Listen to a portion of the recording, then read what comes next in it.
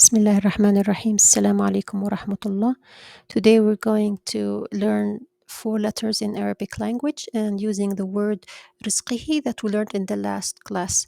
So going back to ayah number 15 in Surah Al-Mulk.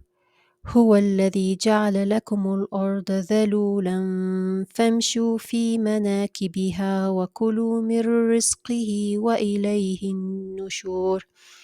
So the word is rizqihi, rizqihi, and as we learned in the last class, that the ha here is the attached pronoun and it means his. So the word is actually two parts, rizq and the attached pronoun that refers to the word rabbahum in ayah number 12. So it's and the rizq means provisions. So the rizqihi means his provisions, and his here refers to rabbahum, their Lord. So let's talk about this word only, rizq. We're going to use this word to learn four letters actually in the Arabic language. And the letters are, so here we have the r, r, ra, z, zay, f, fa, q, qaf.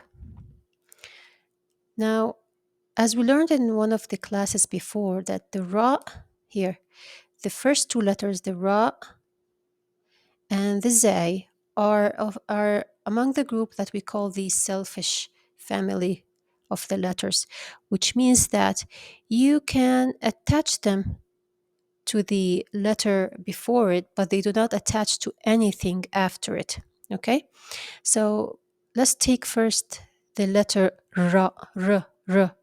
And let's add the harakat in Arabic that we learned in one of the classes. This one is fatha and it's ra. This one is damma and we say ru.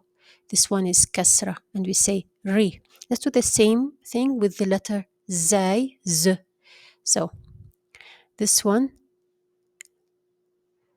here. So z, za, zu, zi. Got it? Now the letter ra, ra, in Arabic language or in the Quran, there are two ways to say the ra. There is the heavy way and there is the light way. So, and there are many rules like that decides on that. But we're not going to go on those into those rules for now. But in general, there are two ways saying the ra. There is the ra, ra, ra, and when there is kasra under the ra, we say ri. It's light. So the first one, ra or ru, it's like a heavy way, and the second time when there is a kasra on it, we say ri. It's a light way. Now, this picture explains how using your tongue, you can make the heavy way, the ra, make it sound heavy or a light. So, in the first one, the first picture here, you can see that the tip of the tongue, and even in the second picture, the tip of the tongue is always in the same position. So it's behind the upper incisors at the hard palate. Try it right now. Say r. Do you feel the tip of the tongue? R. And now when you say ri, ri, you don't feel a blockage in your throat, but try saying ra, ra, ra, or ru, ru. You can feel that the base of the tongue is going against the soft palate and you can feel a blockage in the back end of your throat. So try it again. Let's try the heavy one. Ra, ra. And the light one, ri. There is no blockage here. You just need to keep practicing. Now, the second letter is z, zai. The name is zai, z. It's the same as ra with a dot on the top. Now, as you can see in this picture, the tip of the tongue is important, and the incisors is important to make the sound. So the sound is produced as the tip of the tongue touches the lower incisors. Try it. Zzz, zzz. You can feel the tip of the tongue in the lower part behind the lower teeth, right? Zzz. And the sound is produced between the incisors. Zzz. It's like a Z. Zzz. The next letter is, we're going to discuss two letters actually, fa and qaf. This one is fa, it has one dot on it. So now using also the harakat, fa, fu, fi. It's like an F in English. Now the other letter is qa. Name is qaf and the sound is qa. Let's put the harakat also. qa, qu, qi. So now, how do we produce the qaf? It's not like a K in English. The K in English is equivalent to another Arabic letter. We call it kaf, exactly ka. But the qa is produced from the back of your throat. You can feel the base of your tongue elevated against the soft palate. Try it. Q, q, not k. It's q, q. Okay, you have to keep practicing. Now, as we said, the harakat or diacritical marks, this is the ra, ru, ri. And we learned this one is called sukoon in the basic Arabic language, but in the Quranic Arabic, it will mean a different thing. Whenever you say it on a letter, it means please do not pronounce this letter.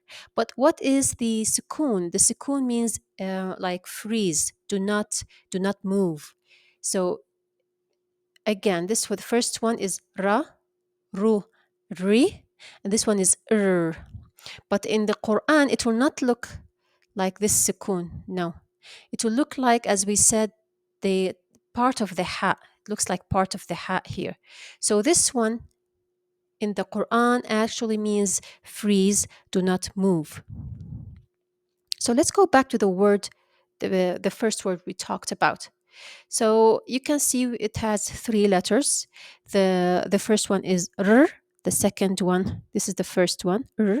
The second one is z, and the third one is q. Is that clear? I think that's clear enough now. And now, how do we say it actually? You see, there is kasra.